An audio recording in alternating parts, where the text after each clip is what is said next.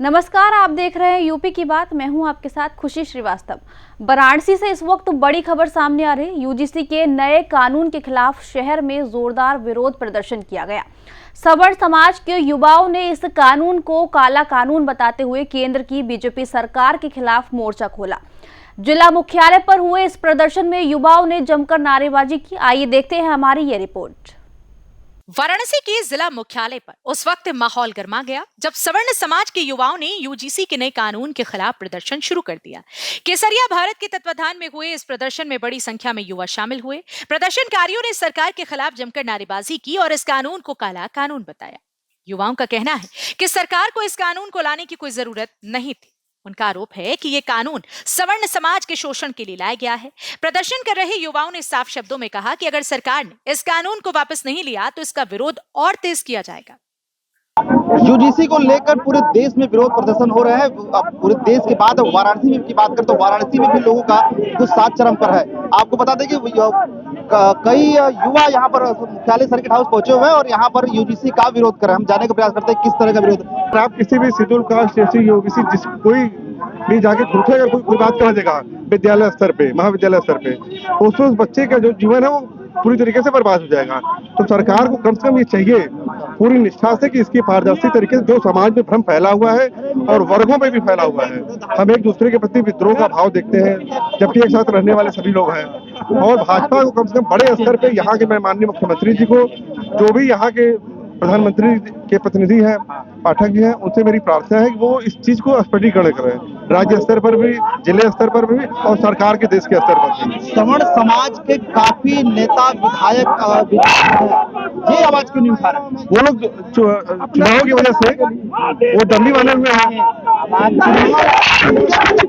क्या होगी? उनके भी तो बच्चों को, उनके बच्चे विदेश से पढ़ेंगे, उनके पास क्या, उनकी लाइब्रेरी तो विदेश है ना। हमारे बच्चों को दिक्कत है, हम सामान्य वर्ग से आते हैं, दिक्कत तो हमारे यहाँ है कि हमारे बच्चे पढ़ेंगे, बीएचयू में पढ़ेंगे, भारत की और भी यूनिवर्सिटियों में पढ़ेंगे, तो दिक्कत तो वहाँ है ना। दिक्कत सवर्ण सांसदों को, विधायकों को ये लगता है कि बहुत योग्य है इसलिए उनको चुना गया है, तो ये उनकी भूल है।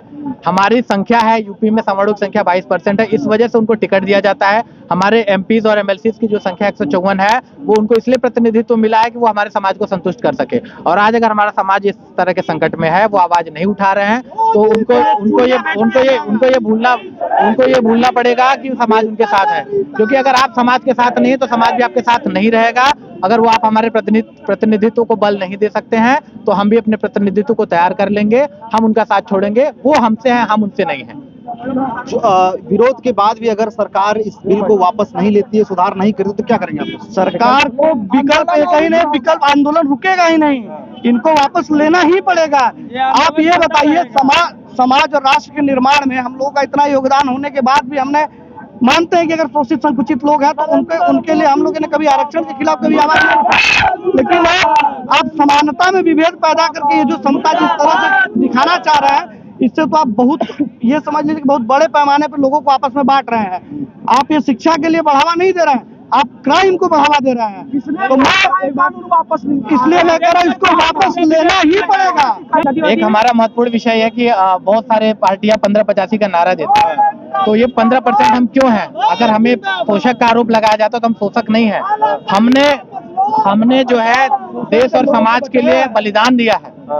हमारे राजपूत समाज के लोगों ने जौहर, हमारी राजपूत समाज की महिलाओं ने जौहर किया है, हमारे क्षत्रिय समाज के लोगों ने अपना बलिदान दिया, ब्राह्मण समाज के लोगों ने मुगलों से लड़ाई लड़ी है, अंग्रेजों से लड़ाई लड़ी है। अगर हम उनका शोषण कर रहे होते तो हम 85% होते, वो 15% होते।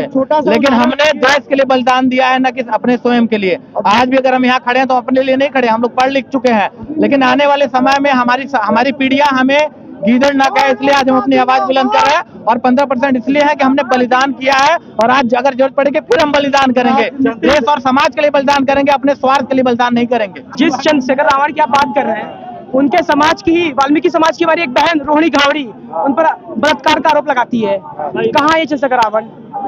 अगर किसी मुसलमान ने किसी दलित महिला के साथ, किसी दलित व्यक्ति के साथ अगर कोई शोषण किया तो उस पर चंद्रशेखर रावण का कोई बयान नहीं आता है। लेकिन अगर कहीं सवर्ण ने कहीं किसी मुद्दे को लेकर, किसी जमीनी विवाद को लेकर अगर दलितों पर कुछ लड़ाई झगड़ा होकर सामने आ जाता है तो उस मुद्दे को उन्होंने जातिवाद में घोषित कर दिया, सवर्णों और दलितों को लड़वाने का काम किया है सिर्फ।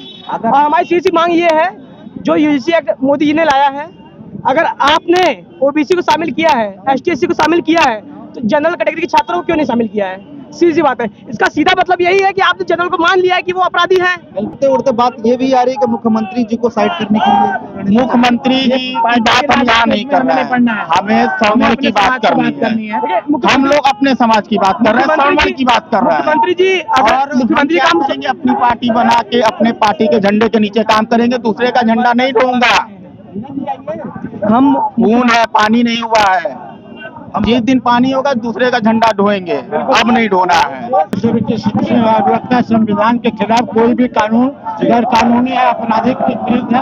इस तरह का कानूनी व्यवस्था गैर कानूनी है, आपराधिक है। सवर्ण कोई अलग की जाति नहीं, इस देश की मूल आत्मा है और उनका विकास अवरुद्ध करना देश की गद्दारी है। लिहाजा इस विषय में मोदी या जो भी सरकारें हैं उसको अपने आचरण को, अपने कार्य को सुधार करके नैतिकता को बचे दे और देश के विकास का सहयोग करें। कुछ युवाओं ने ये भी दावा किया है कि केंद्र सरकार की मंशा ठीक नहीं है और ये कानून राजनीतिक उद्देश्य से लाया गया है। उनका कहना है कि सरकार जानबूझकर समाज को बांटने की कोशिश कर रही है। प्रदर्शनकारियों ने चेतावनी दी है कि अगर सरकार ने उनकी मांगों को अनदेखा किया तो आने वाले समय में आंदोलन और व्यापक होगा।